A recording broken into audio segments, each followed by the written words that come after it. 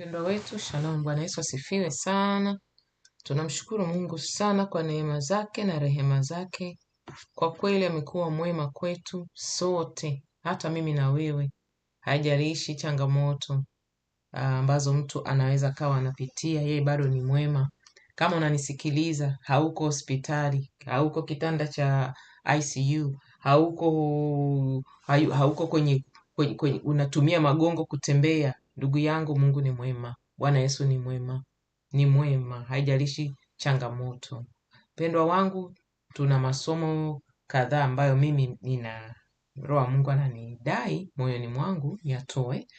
Kwa hiyo tuanze na somo hili la kwanza. Tunamshukuru Mungu kwanza kwa sababu ameleta neema zake nyingi sana. Leo nitaongea na mabinti, alafu nitatoa somo lingine linalofuata kwa mama wenzangu. Mungu ni mwema sana. Sasa hivi ninafahamu kuna mabinti kadhaa hawajuani, lakini Mungu ameleta neema kwamba kuna mabinti kadhaa wanajitayarisha kwa ajili ya ndoa, na kuna mmoja huku kwetu amebarikiwa jana, amefunga ndoa. Mmoja mwingine ni mtu mzima kidogo, ni mbaba. Mungu ni mwema, anatenda mema.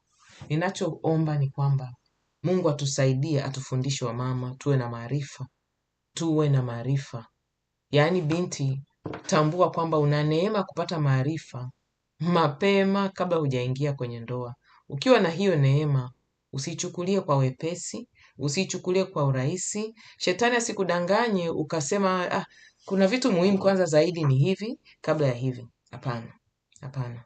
Wewe omba Mungu akupe neema na hekima. Tunahitaji vitu viwili, neema na hekima. Neema na hekima. Kuna masomo kadhaa roho wa Mungu ananisukuma kuyatoa kwa ajili ya mabinti, yawaepushe majuto ambayo wakati sisi wengine tunaolewa miaka yetu, sisi na wenzetu tulikuwa hatuna neema ya kufundishwa mambo kama hayo kwa njia hii. Mama zetu walitusaidia wanavyoweza, na shangazi zetu na mama zetu wadogo walitusaidia walipofikia, lakini changamoto tulikuja kukutana nazo kwenye ndoa, ilibidi tu roho wa Mungu atuonee huruma. Lakini wewe unayenisikiliza, au kama wewe ni kijana una mtarajiwa wako, mtumie hili somo alafu umuombee, kwa sababu nilichoona adui pia anatumia mbinu hii. Mtu atapewa somo, mtu ataambiwa kuna somo, atamuweka huyo mtu bize asisikilize, au atamuweka asikilize bila kutilia maanani.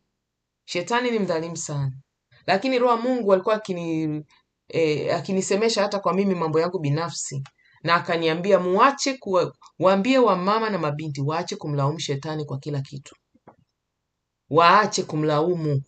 Mwisho wa siku maamuzi ni ya mtu binafsi. Haijalishi mapito ya maisha yamekuweka wapi, haijalishi. Mwisho wa siku maamuzi ni ya mtu mwenyewe binafsi. Ndio maana mtu atahubiriwa ni mpaka siku yeye mwenyewe akiamua kupiga magoti atoe maisha yake kwa Yesu Kristo. Na kwambia wanahubiriwa wengi, na wengi wameshikwa fahamu. Atakupa masababu kwa nini yeye hayuko tayari kuokoka sasa hivi. Unajua bado ni kijana, unajua ngoja maisha yapite, unajua mama zetu baba zetu sisi tulilelewa kwenye dini hii. Wanatoa masababu, wanasahau kwamba maisha kila siku tumekopeshwa. Kila siku tunayoamka tuko wazima tumekopeshwa. Kama wewe hujaokoka, una masababu ya kutokuokoka, piga magoti, omba Mungu akupe maisha yake, umpe maisha yake leo saa hivi. Kwa sababu huwa ninaongea nasema, mimi huwa napambania, Mungu anisaidie nizidi kupambania mbingu. Siko mkamilifu hata kidogo. Napambana na dhambi, napambana na vishawishi, napambana na mambo mengi ya dunia. Lakini namwambiaga Mungu, mimi na huyu mtumishi wa Mungu huyu aliyeniunganisha jinsi alivyoniunganisha naye, atusaidie kuwa na mwisho mwema. Sasa turudi kwenye somo letu la leo. Nitaanza na topic ya kwanza mpaka pale itakapoishia, alafu Mungu atatusaidia jinsi ambavyo hili somo litakuja. Kitu cha kwanza, binti, unayetarajiwa kuolewa. Nazungumza hata na wale ambao hamjapata bado wachumba. Nazungumza na wale ambao mna wachumba, bado hamjajua harusi ni lini, manake tunao wa hao. Alafu kuna kundi la tatu wanatayarisha sasa harusi. Ninakusii, ninakuomba, niko chini ya miguu yako. Mimi ni mama tu nayepambania mbingu, sijui mambo yote, ila hili neno limewaka moto ndani yangu. Nikwambie pointi ya kwanza hii: mpendwa wangu, pambania zaidi ndoa kuliko harusi. Narudia tena, pambania zaidi ndoa yako ije ikae vizuri katika Bwana kuliko harusi. Ngoja nione neno la kwanza tumepewa. Neno la kwanza tumepewa leo linatoka kwenye kitabu cha Mithali, Mithali 4 mstari wa 7. Neno hili linasema hivi: pata hekima, pata ufahamu.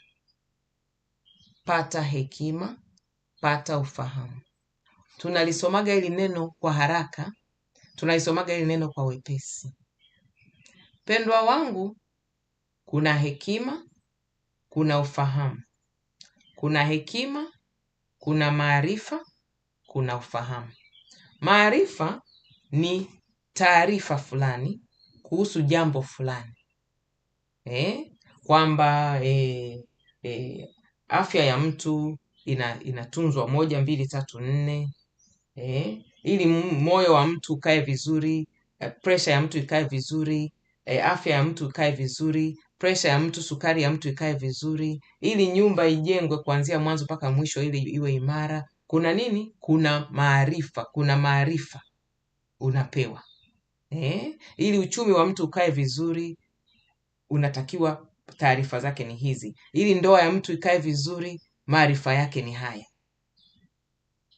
Ndoa ya mtu iwe na amani, maarifa yake ni haya. Kulea mtoto, kuna maarifa. Sisi kina mama na mabinti, Mungu anatupa wajibu huo na tunawajibika yote. Lakini sasa hekima ni jinsi ya kutekeleza kwa vitendo yale maarifa uliyopewa, kuyatimiza kwa vitendo. Omba Mungu siku zote akupe hekima. Hekima ndio inasaidia mtu, anasemeshwa vibaya, anasemeshwa kwa makwazo, hata anatukanwa, anadhalilishwa. Hekima inampa neema, inampa maarifa. Hivi hekima na maarifa ni kama vinaingiliana. Ajibuje? Ajibu au asijibu? Hekima ni kitu ambacho binti, anza kuomba mapema na usiridhike. Yani usiombe ukasema mimi imetosha. Utaomba maisha yako yote. Hekima ndio itakusaidia kujua kwamba maisha, maarifa si hapo kwenye Biblia, kwamba maisha hayaishi hapa duniani. Hayaishi hapa duniani. Maisha yana mwisho. Baada ya kuaga dunia bado kuna maisha. Ujue ndio maana hili andiko kwa Kiingereza linasema get wisdom, get understanding. Wisdom, hekima, inatoka kwa Bwana.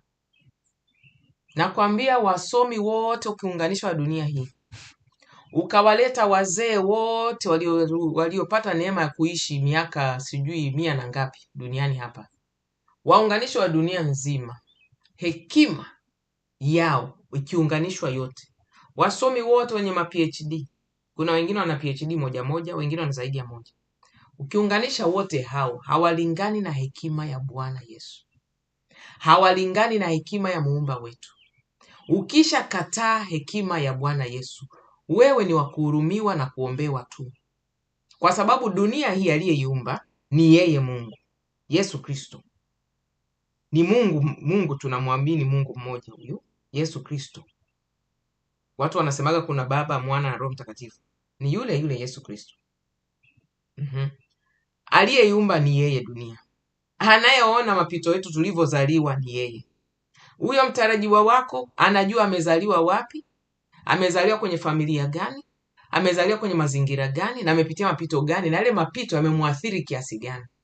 Wewe unaenda kuwa msaidizi wake. Sasa ukikataa hekima ya Bwana, ukidharau hekima ya Bwana Yesu, kupitia nini? Neno lake, kupitia nini? Roho wake Mtakatifu, kupitia nini? Neema ile anayokupa. Mimi ni kitu kidogo sana katika mafundisho ambao wamefundisha watu. Kuna wachungaji wa kiume na wa kike, sio wachungaji, watu wanawake hawatakiwi kuwa wachungaji. Kuna walimu wa Biblia, kuna walimu wa shauri wa familia, wa maisha, wa Biblia, hili neno la Mungu lenyewe, la wamama, wa mabinti, wameongea mengi. Hekima, wisdom, itakusaidia kuchuja, sio kila neno la kwako. Ndio maana binti uliyeokoka huwezi kufata mashauri, unaangalia video mtandaoni za mtu hajaokoka anaongea vitu vya ajabu ajabu, vitu vinajisi, vitu vya kumkwaza Bwana. Roho wako Mtakatifu atakukimbia, atakutoka. Kama hujajazwa Roho Mtakatifu, tafuta masomo tukurushie. Kuna linki kwenye kila video. Mimi naomba masomo ya Roho Mtakatifu tukurushie upate mwangaza, pendwa wangu. Bila Roho Mtakatifu duniani hapa, wewe utajikuta unapita tu. Mwisho wa siku, mwisho wako unakuwa ni hatari wa mateso ya milele ya moto wa jehanamu. Bila hekima na neema ya Roho Mtakatifu, utajikuta wewe unaona, nimeolewa vizuri, mme wangu ana uwezo, amesoma vizuri, mme wangu ameshajenga, tuna biashara nzuri, sijui nini na nini, lakini watoto wako wanaishia wapi? Utajikuta unaingia jehanamu kwa kushindwa kuongoza watoto wako vizuri. Mimi sitaacha kuongea, mabinti bado mna nafasi. Sio sisi ambao tumepata neno ukubwani, watoto wetu tunawaleta kwa nguvu ya ziada, maombi, kufunga, sadaka, kuwashauri, kwa sababu washakuwa watu wazima. Na Mungu ni mwenye rehema. Mungu ni mwenye rehema, anawaleta taratibu. Turudi kwenye somo. Hekima na maarifa. Hekima ya Bwana ndio itakusaidia wewe uone kwamba mimi kipato changu, mshahara wangu ni kiasi hiki. Hapa nazungumza na wewe kabla hujaolewa. Kama kipato chako ni kiasi fulani, embu naomba Mungu niongoze, Roho wa Mungu. Ukinyenyekea vizuri, usipokuwa na ubishi, usipokuwa na ujeuri, ukanyenyekea vizuri, ukaacha mtego naona mitego wanakuaga mabinti, hasa Wakristo waliookoka, wanalalamika sana. Kwetu maskini, sisi tumefungwa, mshahara unaopata wenyewe mdogo, hautoshi. Mpendwa, unaongea nini? Unaongea nini hautoshi? Kila mtu, mpendwa wangu, anapokea kulingana na kiwango ambacho Mungu anaona awepo. Sio Mungu ndio anaamua, ni maarifa na hekima ya mtu. Ngoja hapa niongee somo hili la uchumi kidogo. Kuna mtu kwao hakuna aliyevuka, hakuna aliyejenga, hakuna anayefanya biashara kwa faida. Bahati mbaya ni kama hajafundishwa kuhusu hili somo la madhabahu. Mimi sina neno, sijui neno lingine nitumie lipi. Mimi ndio nilivyofundishwa na nimelielewa vizuri sana. Asipopata neema kupata hayo mafundisho, atapita mapito magumu. Atapita mapito magumu. Kwa muda gani? Yatamuathiri vipi? Na akimwathiri yeye, atamuathiri watoto wake, yataathiri mume wake, ndoa yake. Ataishi maisha ya chini ya mateso kwa sababu hakupata nini? Maarifa ya kimungu. Hakupata maarifa, hekima na ufahamu wa kimungu, kwamba binadamu aliyeumbwa, mtu wewe umezaliwa, kwa mfano tunaita slums. Mtu amezaliwa, kuna nyumba ambazo, mpendo wangu, tusemeje kule nani sijui Mabatini kama Mwanza, Kenya kuna sehemu ipo, sijui inaitwa Kibera, kitu kama hicho. Kuna mtu amezaliwa pahali pabaya, kazaliwa eneo uchumi ni uko chini. Sasa kama hajapata hekima ya kufahamu, Mwingine anajua natakiwa kuishi maisha mazuri kuliko haya, ila hayo maisha mazuri anayapataje? Kama hajaokoka, ndio mnasikia watu wanajiuza, wanaingilia ndoa za watu, wanalala na mtu yoyote yule, anafanya vituko, mwizi, tapeli, muongo, anafanya biashara ambazo hata zingine hazimbariki Mungu, mradi pesa ingie. Hajapata maarifa ya nini? Ya kibibilia, ya kimungu. Huyo akifa kwenye hali hiyo, Mungu akisema siku zako zimekwisha hapa saizi, ni moto wa jehanamu wa milele, ni mateso na kusaga meno kwa milele. Huyo mtu haelewi au ni mbishi kufahamu kwamba hayo maisha, kutembea kwa mwendo huo, hivyo vitu vilivyomsababisha ingie motoni, ataviacha hapa duniani, ataacha wengine wanagombania. Na sisi wa Afrika kwa bahati zetu mbaya, wengi wetu hatuachagi maandishi, hatuachagi maandishi ya urithi, vitu viende kwa nani, hatuachagi. Hiyo ndio kawaida yetu, wengi wabishi, hawataki, haoni umuhimu. Wanaacha tu wazee waliotoka kijijini, watu ambao hawaja ombeeni sana watarajiwa wenu waturushieni masomo haya watarajiwa wenu. Wakidharau wakamwamini kaka yangu, baba yangu, yani anaishi kama vile hata kufa. Unakuta maarifa, nazungumzia sa topic nyingi, unakuta ikitokea Mungu kamchukua yule mume kabla ya mke, vitu vyote walivyotesekea kutafuta na mke wake na watoto, ndugu wa jamaa, mabinamu ambao hawajaokoka waenda kwa waganga, wanakuja kuamua mali zake zigawanywe vipi. Si akuacha maandishi, akuacha maelekezo. Turudi kwenye hii topic. Kama hujapata hekima, ubudget vipi? Kama hujapata hekima na neema kabla hujaolewa, kupambania upate kipato. Kipato sio tu cha kuajiriwa. Ajira zimesha kuwa ngumu dunia nzima. Unategemea kuolewa, lakini bado Mungu hajakufungulia mlango, hujapambana na madhabahu yako ukaweza kuingiza kipato. Wewe unategemea ndoa yako itakuwa na amani? Mume akuletee chakula kila siku? Umekaa tu nazaa, mtagombana. Mme wako utamshawishi akutane na binti au mwanamke huko pembeni mwenye kipato chake kwa njia yake aliyoipata, atavuta kutuliza mme wako. Wewe unajiaminisha mme wangu ameokoka, hawezi kushawishika. Wewe nani kakwambia? Ni binadamu kama wengine. Hata kama mme wako ni mchungaji, ninaona wanawake na wasichana walokole wanajiaminisha hapo, wanajibweteka na wanakuwa ni wabishi, wajeuri kweli, wabishi, wajuaji kweli. Kama umesoma elimu fulani lakini kazi hakuna, kuwa wazi, kuwa mnyenyekevu, utafute njia ya kuingiza kipato. Na unavyoanza mapema kupambania hilo eneo, ndivyo yani Roho Mungu nimemuona iko hivi, unapothubutu kwa kidogo, kazi yoyote ile, mradi wowote ule, mradi ni halali, sio wa kuonea aibu. Sisi kwetu tumetoka matajiri. Mimi nina degree bwana, mimi na degree 2, mimi doctor bwana, mimi profesa. Kazi unakuta ziko, ajira zinachelewa. Kama hujaweza kujibidiisha kupata maarifa ya kumudu pesa, kumudu budget, kumudu maisha, unategemea uingie kwenye ndoa katika hali hiyo. Ndio maana unakuta wengine, Roho Mungu ananisemesha, huyu bado muombee, hayuko tayari mimi kwenda nimpe. Ameokoka, ndiyo anatunza utakatifu, lakini matayarisho yake ni hafifu.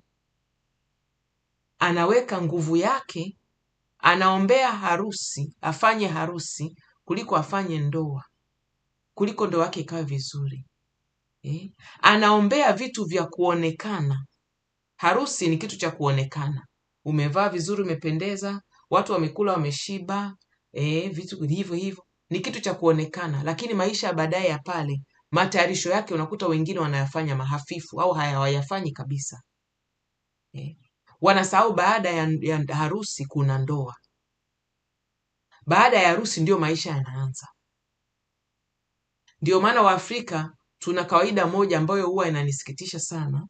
Waafrika nakwambia tunachangishaga harusi. Acha Afrika, mimi nasemaga tu tusimlaumu Mungu.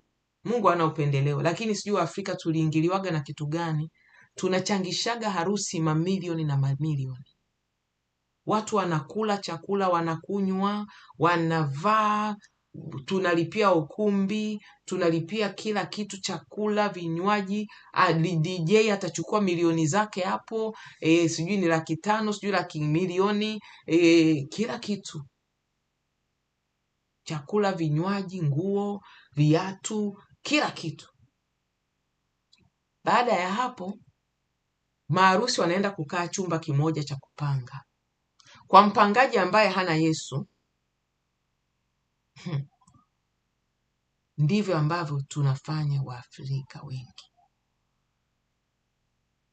Mpendwa wangu, kama wewe una neema labda ya kufuatilia mafundisho ambayo watu tunafundisha, tafuta somo nilifundisha kuhusu madhabahu, ulielewe vizuri binti wa Yesu Kristo.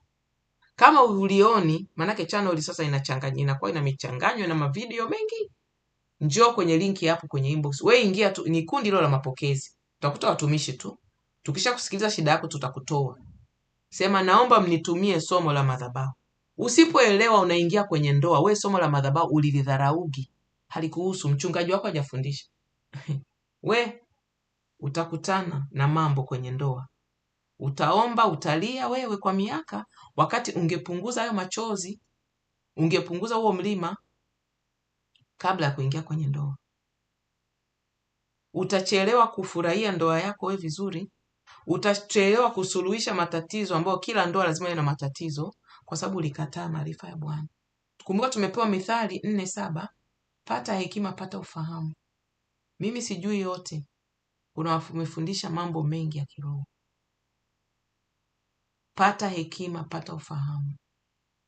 Usipoelewa madhabahu unayotoka. Hiyo pointi ya pili nazungumzia sasa. Kwanza nimesema usiweke nguvu nyingi sana kwenye harusi, weka nguvu nyingi sana kwenye kutayarisha ndoa.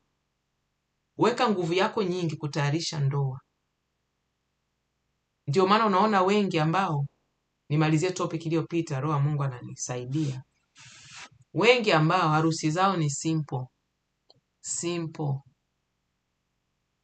Wanaendaga kuwa na ndoa nzuri sana. Unakuta wengi kwenye ndoa za shamra, makelele mengi, mama shamra, manini, mambo makubwa kuzidi uwezo wao. Baada ya pale inakuwa ni nini? Changamoto. Tayarisha ndoa, jitayarishe kwa ajili ya ndoa. Elewa maana ya kujitayarisha kwa ajili ya ndoa ni nini? Kuliko harusi. Harusi ni kitu cha masaa. Wala sio siku, niseme siku moja. Ni kitu cha masaa. Kitu cha masaa machache. Omba neema wale watu wanaokuchangisha, manake wengine hamna maamuzi. Wanaokutayarishia harusi ni ndugu zako, ni wazazi wako, ni mama zako, sijui ni nani zako. Binti ukiwa na neema utafanyiwa kitchen party ya kuagwa. Utafanyiwa sijui wanaita send off hiyo. Kuna sherehe hizo anafanyiwa binti. Na wamama rafiki zake wanamfanyia kitchen party kumshauri mambo ya ndoa. Atafanyiwa send off na ndugu zake. Yeye anaagwa, wanamsend off, wanamuaga. Alafu atafanyiwa harusi. Sijui siku hizi kama kuna sherehe after harusi. Enzi zangu mimi wakati tuko mabinti kulikuwa kuna sherehe baada ya harusi. Yaani harusi inatoka ukumbini ambako wamekodisha kwa masaa, inahamia kwenye nyumba ya ndugu mmoja, kama ni wazazi wake, kama mwenye nafasi. Harusi inaenda huko mpaka asubuhi. Kwa upande wa mume wake sasa hao. Pendwa wangu, champambania pointi ya kwanza zaidi, ndoa kuliko harusi. Pointi ya pili, usidharau kuifahamu vizuri madhabahu uliotoka wewe. Achana kwanza na mume wako. Fahamu na shughulikia madhabahu uliotoka wewe. Nadhani pointi hizi mbili zitatumalizia somo kwa leo, lisiwe refu sana. Fahamu kuna kitu kinaitwa madhabahu. Madhabahu kule ulikotoka. madhabahu ya mtu inaathiri maisha yake kiroho, inaathiri kiroho kwamba ataenda mbinguni au ataishia tu hapa duniani. Atateseka na uchawi au yeye atateseka na mizimu na waenga, yani atakuwa kama ana magnet. Asipokaa vizuri atakuwa kama ana magnet. Wachawi wa mtaa wote, wachawi wa mji huo, yani lazima watue kwake tu, wamtese tu. Mwingine madhabahu yake inavutia mapepo ya magonjwa, mateso, umasikini, ufukara, utumwa, kuchanganyikiwa. Madhabahu yake inavutia hayo. Mwingine ameokoka, lakini wachawi bado wana mwanya, wana haki, nafasi ya kumtesa, na ameokoka, anatunza utakatifu. Ndio maana hii pointi ni muhimu kweli kweli, na inaenda baada ya ile pointi ya kwanza, kwamba matayarisho yako wewe usijali sana. Ndio uvae vizuri siku hiyo, pendeza vizuri, lakini wewe pambania maisha baada ya ile siku ya harusi. Mnaishije na mwenzako? Elewa madhabahu yako.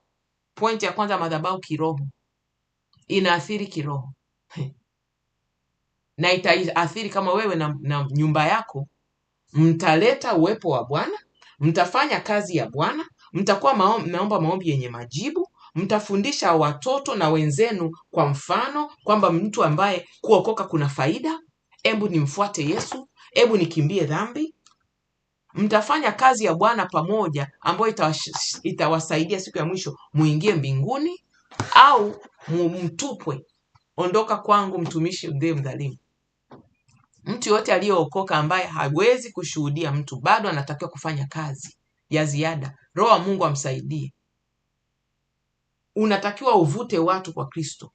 Unawavuta watu kwa Kristo kwa njia gani?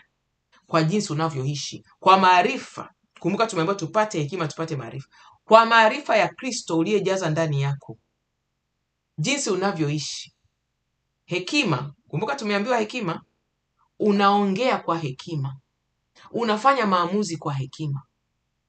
Hata kwenye kuomba na kufunga, unafunga kwa hekima. Unafunga kwa hekima. Unafunga na kuomba, Biblia imesema, kwa makubaliano na mume wako. Lakini unakuta wengine tumeitwa kufunga kwa ziada.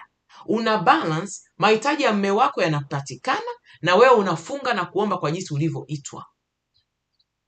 Wakati mwingine unakuwa kwenye mafungo, lakini Mungu anakupa hekima ufungeje huku mahitaji ya mume wako yanapatikana. Unakuta wakati huo Mungu anaweza akatuliza mume wako, akawa na amani tu, wewe ukafanya maombi yako. Sio yote lazima mume ajue, kwa maana wengine tumeitwa kufunga na kuomba kweli kweli. Ninazungumzia pointi ya kwanza. Usidharau kuelewa madhabahu uliotoka kiroho. Pili, kimaarifa, kiakili, yani kimaarifa. Ufahamu wa mtu, maarifa ya mtu yanaathiri jinsi gani atapokea maarifa, taarifa. Atapewa information, atazichukua, atazikataa. Atazichukua, atazi-apply vipi? Au atazichukua, ataziweka kapuni, ataziweka kabatini, atazifungia sandukuni, hazifanyi kazi yoyote. Yeye anashauriwa tu kila siku.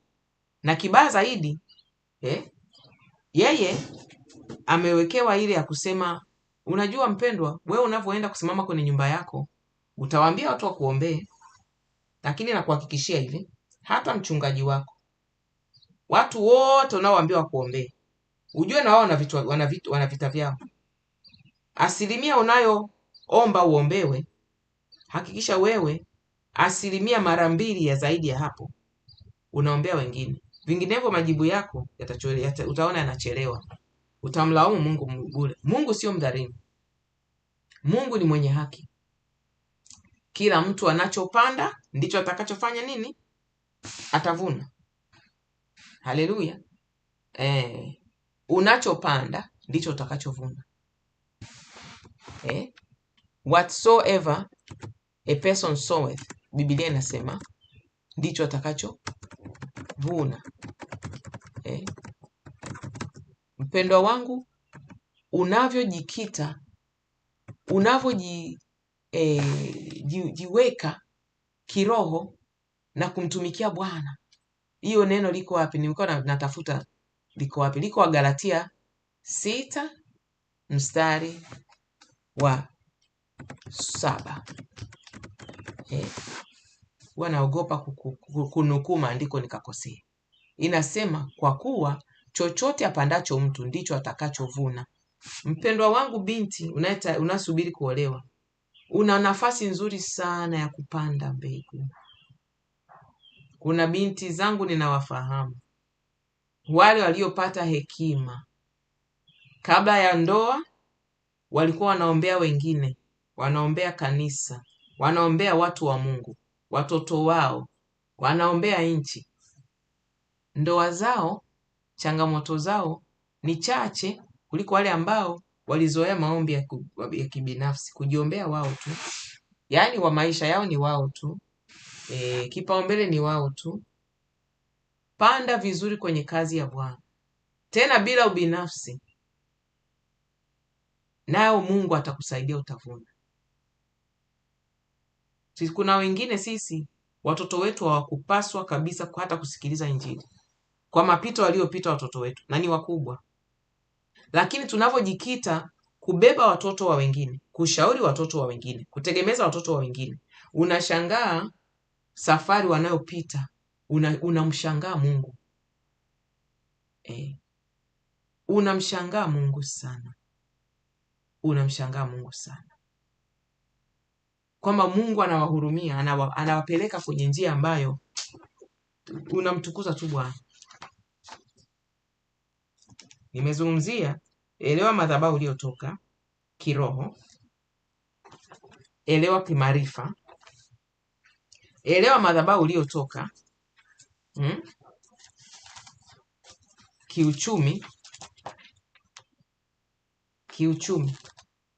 Kwenu unatoka madhabahu ya kuvuka kiuchumi au ya vita kiuchumi? Wewe unajua vizuri. Usijidanganye, usiwe mbishi. Hapana. Omba Mungu akufunulie vizuri. Kwenu wanaishi kwa madeni? Kwenu wanaishi kwa mahangaiko? Andiko hili ni zuri, ukilisoma lote inasema msidanganyike. Mungu hadhihakiwi, kwa kuwa chochote apandacho mtu ndicho atakachovuna. Mungu hadhihakiwi. Narudia tena, shika hilo neno. Mpendwa wangu, usikubali kudanganyika. Mungu hadhihakiwi. Yaani Mungu anakuona moyo wako, muda wako, kipaumbele chako, akili zako. Mungu anajua mawazo yetu. Anaangalia matayarisho wewe unayofanya. Ndicho atakupa kile unachostahili. Maisha atakupa unayostahili kulingana na matayarisho yako. Ndio maana ambao hamjaunganishwa bado na wachumba, matayarisho yako wewe yataelekea uunganisho na mtu wa aina gani. Nitakupa shuhuda 2. Ya kwanza ni ya kwangu mwenyewe. Nilikuwa sijui maandiko vizuri sana. Nilikuwa naomba Mungu aniunganishe na mume. Na wakati ule nilikuwa nimeshaanza kumtumikia Bwana chini ya mama fulani, huduma ya mama fulani Mkenya. Nilisikia sauti, ni kitu ambacho muombe wa mabinti Mungu awasaidie. Upende sana kuelewa Mungu anasemaje na wewe. Mungu anasema na watu kwa wazo, sauti ya ndani. Unasikia kama yani sauti inajirudia, mwingine kwa ndoto, mwingine kwa maandiko. Yani Mungu aseme na wewe kuanzia sasa hivi. Kwa sababu utakayoenda kupitia kwenye maisha, unahitaji kusikia sauti ya Mungu vizuri sana. Vinginevyo, mtakuwa ni watu wa kupigwa tu kwenye familia yenu. Ni watu wa kuburuzwa tu kwenye familia yenu. Yaani watu watakuwa wanawaona ndoa yenu, wanasema kama kuokoka na ndio hivi, mimi siokoki. Mbona wanateseka kuliko sisi tunaenda kwa waganga? Mimi wakati naomba Mungu aniunganishe na mume, sauti ya Mungu ilikuwa wazi kabisa. Nilikuwa tena ninaomba moyoni mwangu, nilikuwa ninaomba tu nasema Mungu, nimeonja kukutumikia. Ninaomba uniunganishe na mtu ambaye nitakutumikia pamoja naye. Kwa sababu bahati mbaya pia pale nilipokuwa natumika na yule mama, walikuwa wameshaanza yani wananifanya kama nina kilema. Yaani siwezi kutumika vizuri, wananisukumia watu makandidate wa kuniunganisha na mimi niolewe nao. Lakini mimi kutokana na mapito ya maisha ambayo nilikuwa nimeshapita, nikasema sitaki mtu anilengeshe, aniunganishe binadamu kibinadamu. Wacha Mungu mwenyewe anitafutie. Nikaanza kumuomba Mungu aniunganishe na mtu ambaye nitatumika naye. Kumbuka hapo Mungu alinihurumia, akanipa. Sikiomba utajiri, sikuomba sijui mtu mwenye elimu. Mapito nilishakutana na watu wenye elimu nikapata nao machangamoto. Hapana. Nikasema kiroho ambaye tutaenda naye mbinguni. Tutatumika pamoja. Roho wa Mungu, sauti ya Mungu ilikuwa wazi kabisa. Inaniambia, kumbuka, jitayarishe vizuri. Nitakupa wa kulingana na wewe. Sitakupa mtumishi wangu ili umwangushe. Sitakupa mtumishi wangu ili umwangushe huduma yake. Kwa hiyo mimi nilijikita kwa uchache niliokuwa nao wa maarifa ya kiroho kujitayarisha ninavyoweza. Nilikuwa sijui maandiko hayo utakatifu. Nilikuwa nasoma Biblia, niko namsaidia mama mtumishi, alikuwa naombea watu. Kwa uchache niliokuwa nao Mungu aliniunganisha na huyu baba. Na kuhakikishia Mungu hakukosea. Na kuhakikishia kabisa Mungu hakukosea. Ukiangalia jinsi ambavyo sisi wote wawili tumekuwa kiroho, jinsi ambavyo Mungu anatutumia kwa njia tofauti, jinsi tulivyoitwa. Sio wote wameitwa kubeba makanisa, hapana. Huwa ninawaambia wapendwa wangu ambao tuko nao karibu, Mungu ametuita tunafanya vitu ambavyo haturuhusiwi hata kushuhudia hadharani. Ila tunatenda mambo anayotaka tutende, kazi yake kwa sauti yake, kwa njia yake. Nitarudi kwenye hii point. Unachopanda ndicho utakachovuna. Panda kiroho, panda kimaarifa. Wewe mama unaenda kutunza familia. Kiroho, kimwili. Kimwili maana yake nini? Afya za watu wa nyumba yako. Unajua mapishi ambayo yanasaidia mtu watu wasipate magonjwa ndani ya nyumba? Unayajua? Unajua jinsi ambavyo mtoto akianguka ana homa, akipata homa, hajaanguka amepata homa, anatibiwaje? Au wewe utakuwa na kukimbia hospitali kila kitu kila siku? Na hospitali ni pesa, hata kama una bima. Kuna maarifa ya vitu na vihendo wewe mama ndani ya nyumba mwenyewe tu, mambo yanakaa vizuri. Unajua mtoto akifikia hivi, mtu mgonjwa wangu, mtu mzima ndani ya nyumba, homa ikifikia hivi, nampeleka hospitali. Tunafundishana yote hayo kwenye vikundi vyetu vya mama, tunafundishana. Yakitakiwa masomo yapo. Unajua kutunza familia kiroho, kimwili. Kuna chakula, kuna mavazi, kuna afya kimwili. Haya, nimesema kiroho na kimwili. Kimaarifa, elimu. Kuna watu ambao akili zao zimewaweka hivi, hajajenga nyumba, bado ana struggle, hana miradi ya kuingiza kipato, whether ana kazi au biashara yake ni chache, hazitoshelezi, lakini anang'ang'ania mtoto akasome academy, kuanzia vidudu, kuanzia pre-K, asome academy ya kulipia bei ya juu. Wewe unapata jibu mwenyewe, huyu anatumia hekima ya Bwana au hapana? Anaingia madeni, anakula kwa madeni, anasomesha watoto kwa madeni. Chukue mkopo kwenye vikundi vya wamama kusomesha mtoto, badala achukue mkopo ategemeze miradi. Watoto wasome shule za serikali kwenye ya madarasa ya mwanzoni. Wakifika sekondari, wakifika darasa la 7, darasa la 5, angalau mama amepambana na uchumi vizuri, anaweza kuafford kulipia watoto wasome elimu nzuri. Hana maarifa ya kwamba watoto wanaweza kusoma shule za serikali, hata kama shule ya serikali ni ya Ulaya. Wewe mama umekataa maarifa. Hujui kusimamia watoto wako kufanya homework. Hujui kupeleka watoto wako maktaba. Hujui kama sio maktaba, ni nchi ambayo haina maktaba za huko Tanzania. Maktaba siku hizi zimekuwa sio kama wakati sisi tunakuwa. Hujui kuwatafutia sehemu watasoma vitabu kwa labda bila gharama. Kuna maduka huku ya vitabu nchi za Ulaya. Unapeleka mtoto wako, anakaa sehemu ya vitabu, anakaa chini, wamewawekea mtanda kusheni zao za watoto. Anakaa mtoto anaweza kasoma hata siku nzima. Mama ukiwa una akili, unafunga snacks zako, vijuisi vyao, vya kutafuna, vitafunio vyao, uliwapikia mandazi. Hiyo ni outing, haina gharama. Unatafuta duka ambalo lina duka la vitabu, wanaenda wanakaa. Kama mtoto wako ni mdogo, unaona tachana, kuna vitabu vya watoto huko Ulaya vinaganda gumu. Nimesema maarifa, kimaarifa. Kuna elimu ya kupelekwa shule. Wanasomaje? Wanasoma kwa madeni wakati nyinyi hamjajenga nyumba. Wewe na mume wako mnahitaji maombi. Pambanieni muwe na nyumba, pambanieni muwe na mifugo yenu. Ndio maana anasema hakuna kitu ninakichukia na kukidharau, mnisamee, ninatumia maneno makali, kama kuishi mjini. Kwa sababu nimeona kwa mfano, kwa vitendo, wakati korona ilipopita huku Ulaya, wazungu bwana, huwa wazungu hawatakagi ujinga. Wazungu wengi waliuza nyumba zao za mjini, waliuza haraka, walihamia mashambani. Mtu hajawahi kufuga hata siku moja, hajawahi kulima hata siku moja.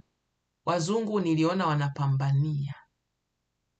Leo hii hata wimbi lije la raundi ya pili ya ugonjwa sijui gani, wako huko kwenye lockdown. Walikuwa tunawaona wanaotoaga video zao, wengine walijirekodi mabadiliko ya maisha yao yakoje mpaka kufikia hapo, kutoka mjini kwenda shambani. Mwingine tayari ana shamba. Lockdown wao wanaenda kucheki mifugo na kuwakatia majani. Lockdown wao wanaenda kupalilia fence ya shamba lao, bustani lao. Lockdown wao wanapalilia na kuvuna. Sisi tuko na lockdown huku, supermarket yamekauka. Kuanzia hapo niliona kumbe kuishi mjini ni mtego wa adui. Kuishi mjini sio ujanja. Kuishi mjini kila siku asubuhi utafute pesa ya kwenda kununua chakula gengeni au sokoni, ni mtego wa adui. Wewe binti ambaye unanisikiliza, unaweza kabidi kwa lazima unaanza maisha uishi kwanza mjini, lakini kipato chako pambana. Nakwambia madhabahu yako, ninaongelea pointi kwamba madhabahu yako ijue vizuri. Nyinyi mnashikaga pesa na mnaweka akiba. Wewe kwanza binafsi na ujue madhabahu zinavyoendaga ziko hivi. Madhabahu zinahakikisha unaunganishwa na mtu ili madhabahu yako izidi kubaki hapo ilipo, isivuke. Ndio maana unaona tulikuwa tunacheka na binti gani sijui, dada yangu gani mmoja, binti atavuruga uchumba na mtu tajiri. Binti ambaye madhabahu ya kwao ya umasikini imemfunga vibaya, madhabahu itahakikisha huo uchumba unaharibika. Atavuruga, ataboa. Kama sio yeye, mchumba wake mwenyewe tu atamuona huyu simtaki, anifai, ataenda kuoa mwingine ambaye itaendeleza madhabahu ya yule ambaye uchumi wake uko juu. Ndio maana mimi siachi kusema, mabinti mliookoka, acheni ubishi, acheni uvivu, acheni yani uzembe. Mungu hawezi kushuka kutoka mbinguni akakupatia kipato. Tusimdharaulishe Mungu kiasi hicho. Mungu ametupa viungo na akili timamu. Asiyefanya kazi na asile.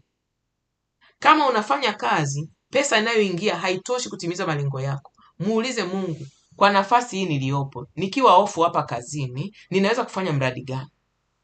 Lakini unakuta mabinti waliookoka wanaonaga aibu, wanaojiangaliaga hali, huu mradi siwezi kufanya. Sizungumzii mradi ambao ni mnajisi. Sizungumzii ukauze saluni na kusuka watu. Ila kuna nini wewe unaweza ukatengeneza, au kuna huduma gani unaweza ukatoa ambayo inahitajika ukaongeza kipato, na kile kipato unajichunga. Ukipata kipato cha ziada, wewe ndio kwenu simu zinakuja za kufiwa na wagonjwa, ndio utajua madhabahu yako imekaaje. Kama wewe ukipata kipato ziada, pesa ile inatulia, una nidhamu ya kutunza akiba na akiba inakuwa, wewe umeshaanza kuvuka. Wewe ndoa yako itaepuka changamoto nyingi sana ambazo zinapata ndoa nyingi za ambao wameokoka na hawajaokoka. Uchumi kuyumba. Ukidharau hizi pointi, utakuta wewe umejaa mikosi. Kwa madhabahu jinsi uliotoka, umejaa mikosi. Unaenda unaolewa na mtu, unashusha mme wako chini kiuchumi na kiroho, kwa sababu ulidharau kuweka bidii ya matayarisho kwenye matayarisho ya ndoa, ukaweka zaidi kwenye harusi. Ukao maombi yako unaombea zaidi harusi kuliko ndoa. Matayarisho yako ulidharau kuweka matayarisho kwenye ndoa ukaweka tu kwenye harusi. Ndio pointi ya kwanza nimeambiwa niongee hiyo. Hii ni pointi ya pili. Madhabahu iko ya kiroho, kimaarifa, ili ujue maisha hayo unaishije. Kimaarifa, hata mambo yako ya kiroho wewe unayatimizaje?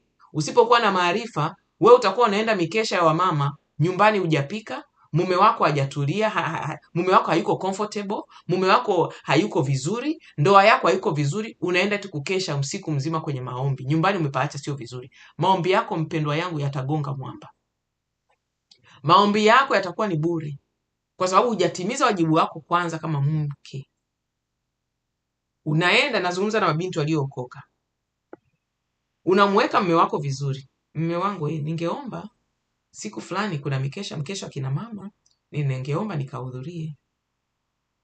Mwenye mume ambaye ameokoka vizuri, amejazwa Roho Mtakatifu, no problem. Sasa usitake advantage ukajikuta, usije ukathubutu ukaenda kwenye mkesha nyumbani hujapaacha vizuri. Hawajala, uchafu umejaa kila mahali, mume wako hayuko vizuri, hana maji ya kuoga, hajaoga. Hudumia mume wako ndio uende kwenye mkesha. Ni dhambi? Sio dhambi, acha ujinga. Mume wako ana mahitaji. Hudumia mume wako kikamilifu. Oga vizuri zako, vaa vizuri zako, acha nyumba yako vizuri. Ukienda kuomba, Mungu anakusikia. Wewe si mama umeolewa. Ndoa ni huduma. Kuhudumia mume ni huduma. Kuhudumia watoto ni huduma. Sio unaenda kwenye mkesha, mtapasha moto chakula huko wenyewe, sijui nini na nini, mtampashia baba moto chakula. Wewe, acha ujinga huo.